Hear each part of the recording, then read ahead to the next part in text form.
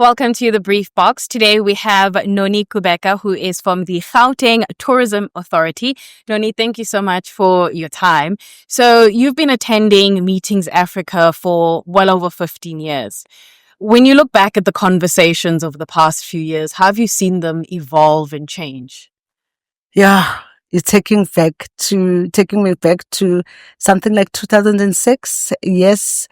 At that particular time when Meetings Africa started, South Africa did not have a convention bureau, the National Convention Bureau.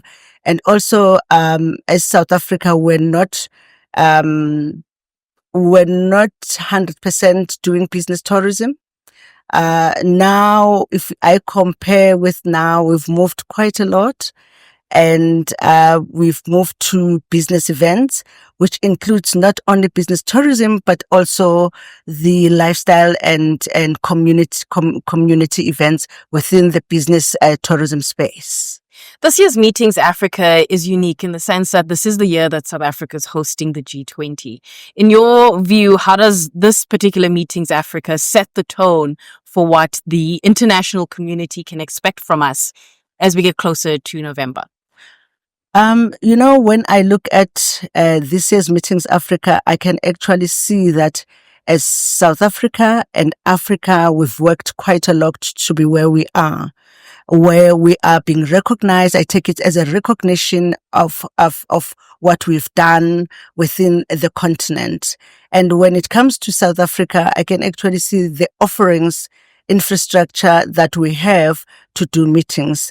And it becomes a platform or a foundation for not only G20, but for all other major government events to also consider Africa and South Africa for future events. So it lays a foundation on a showcasing of our infrastructure, also our offering and our hospitality. So it's quite good for us as tourism to increase arrivals, but also to increase spend in terms of the economic driver of our province and also of our country. So I'm excited with this Meetings Africa because it doesn't only showcase how many African countries can participate, but it also showcase what those countries can do for the meetings industry. It's been quite nice to see how South Africa has moved up the rankings when it comes to our ability to host meetings such as this or even conferences. Yes, there's Western Cape, there's KwaZulu-Natal. When you think of Gauteng as the Gauteng Tourism Authority, what makes Gauteng different and special from your point of view? With Gauteng, we are a melting pot, and based on meetings itself, you can actually see that we've got most of the sectors that are headquartered in Gauteng. Their offices are headquartered in Gauteng, but we are a 80% business sort of province where all the high-end businesses have offices here. The research companies, the research institutes, the associations have their headquarters here. And because of connectivity, it becomes much easier for people to look at Gauteng. Yes, we are the economic hub of Africa in terms of being economically active. So we look at how we can bring more events in the destination by checking our high growth sectors. And those will be our low-hanging fruits so that we are able to bring those conferences, those events, those exhibitions, but also lifestyle events. So we see it as a province that connects the world, connects Africa, and bring business transactions that are signed in Gauteng, but you find that they are implemented in Rwanda, they're implemented in other African countries. That's how I see Gauteng. As the Gauteng Tourism Authority, what are some of the conversations that you have with other regions within the SADC, within, say, other parts of the continent when it comes to how you work together in this industry?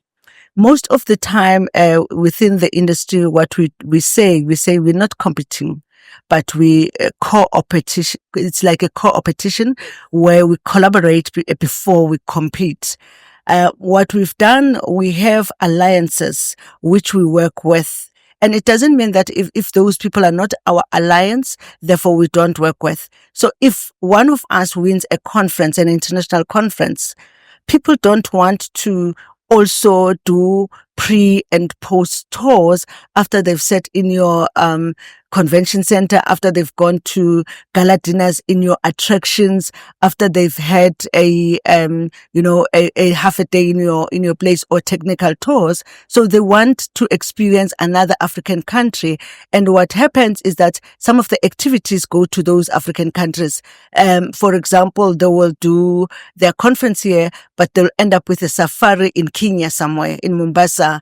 But we've got that partnership where they spend their 5 days here, spend 3 days in Kenya, and then like that go on to another African country. And it's a full 10 days because our delegates come from long haul destinations. So we are a long haul destination, and therefore those are some of the ways we work with. Yes, we collaborate within the country where I host an event, and Mpumalanga will do the post tours, or sometimes we do accompanied persons program where the delegates are here, but we find that their families are attending.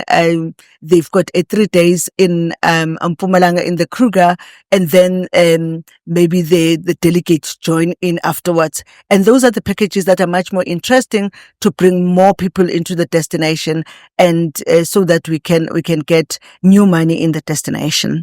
A little bit earlier on, you were telling us about your first meetings Africa. And I also understand, I mean, you've been in this industry for a number of years. And over the years, this industry has evolved. People are incorporating new exciting technologies, changing the whole experience of events such as this.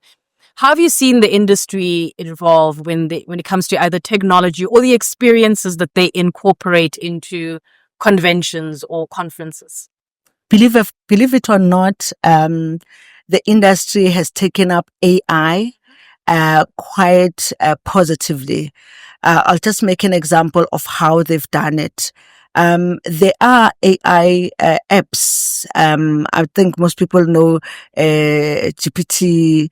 So there are AI apps where you can sort of start from registering your delegate up to giving you a report. And that for us makes us very efficient, because immediately when you register, and then it acknowledges, and then from there it reminds you, it teases you through an emailer to say your gala dinner will be here. Have you experienced this?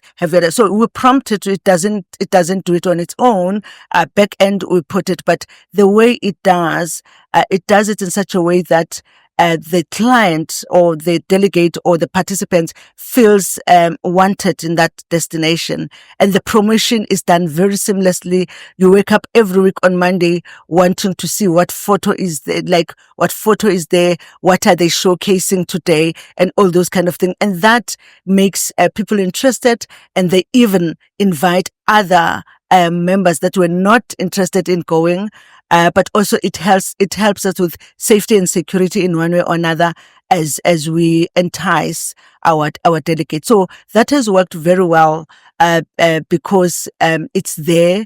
You can even customize a content for your delegate, and it writes an email or it writes an invitation as if they know all your preferences and all those kind of things. So it's helping us a lot.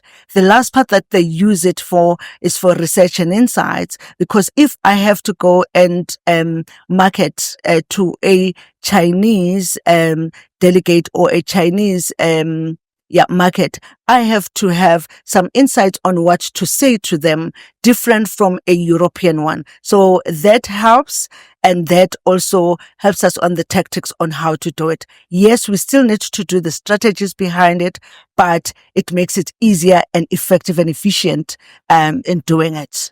As the Gauteng Tourism Authority, over the next few months, what are you looking forward to? What can the viewers who are going to watch this video look forward to in terms of what Gauteng has to offer, or perhaps even how you're going to be collaborating with other regions or provinces? I think our pipeline is full in terms of conferencing. We've got, because of the G20, most of the events that we had previously are coming back, but coming back, taking an opportunity to invite the G20 members. For example, I'll take solar and energy. It was a local event, maybe let me say international event, because it invited Middle East, Europe, and Africa. But now that the other members of the G20, this year's one, instead of only inviting those countries, they took liberty to make it accredited so that it becomes a G20 event. So that's what we've encouraged our organizers, our event organizers, to say, this year you're even allowed to do your own event like Decorex, to invite designers from the 20 other countries. It doesn't have to be the presidents. Let's leverage on the G20 and make it big for ourselves. So that's how, as Gauteng, we're making sure that we've got more international visitors, utilizing on what we have on the existing event and growing them and making them G20 events or business events that invite the other 19 countries in your own field. It doesn't have to be a president only. Thank you so much. Thank you so much. For more conversations, you can go to our YouTube page.